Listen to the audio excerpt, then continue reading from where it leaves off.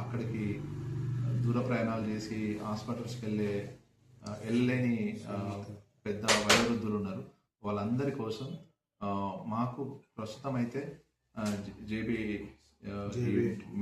Bhaskara medical college అలాగే PMR college వాళ్ళతో కొంచెం సన్నిహిత సంబంధాలు ఉన్నాయి.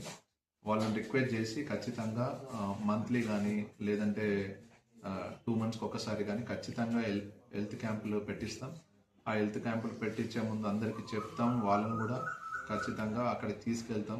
ఊర్లలో ఇళ్లలోకి వెళ్ళి చేత కాని వాళ్ళని కానీ నడవలేని వాళ్ళని కానీ అందరినీ అక్కడ తీసుకెళ్ళి వాళ్ళకి ఎలాంటి అనారోగ్య సమస్యలు ఉన్నా ఆ అనారోగ్య సమస్యలు తెలుసుకోనికే హెల్త్ చెకప్లు చేపిస్తాం. అదే రకంగా వాళ్ళకి ఏమన్నా మా స్తోమతలో అయ్యే మందులు కూడా ఇప్పించడానికి ప్రయత్నిస్తాం. అంటే ఎంతమంది అర్హులు నుండి పింఛన్లు రాని వాళ్ళు ఉన్నారో మాకు తెలియదు. ఆ డేటా కూడా మేము ఖచ్చితంగా తీసుకుంటాం. ఎంతమంది అర్హతలు ఉన్నాయి, ఎవరెవరికి పింఛన్లు లేవు, అర్హతల నుండి పింఛన్లు లేని వాళ్ళందరి లిస్టు రెడీ చేసుకొని ఖచ్చితంగా వాళ్ళకి పింఛన్లు వచ్చేటట్టు మేము కృషి చేస్తాం. ఎమ్మెల్యే గారిని కలుస్తాం.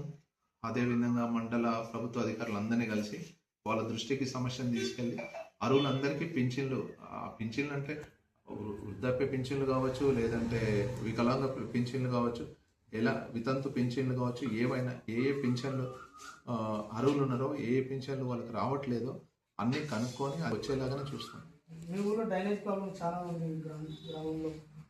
మా దృష్టికి అయితే ఇప్పటి వరకు రెండు ప్లేసెస్లో కొంచెం పెద్ద సమస్యలు ఉన్నట్టు వచ్చినాయి. ఒకటి వచ్చేసి అక్కడ కుంటలోకి వెళ్ళే మురికి నీరు అంటే ఈ డ్రైనేజ్ వాటర్ కావచ్చు, ఈ సమస్యలు తెచ్చారు. ఈ 2 సమస్యల్ని అతి త్వరలోనే ఖచ్చితంగా పరిష్కరిస్తాం. ఇప్పుడు ఒకటి అయ్యప్ప స్వామి టెంపుల్ నిర్మాణం జరుగుతుంది మా ఊర్లో. సో స్వాములందరూ కలిసి వాళ్ళకు తోచినంత చందాలు ఇవ్వడం కానీ వాళ్ళు చందాలు అందరి దగ్గరికి వెళ్ళి చందాలు రాపించి వాళ్ళు చందాలు వసూలు చేస్తున్నారు. వారికి మేమేమన్నా గ్రామ ప్రజలకు నా యొక్క నమస్కారాలు. నేను అనగా మధ్యపావ కృష్ణ నా పేరు.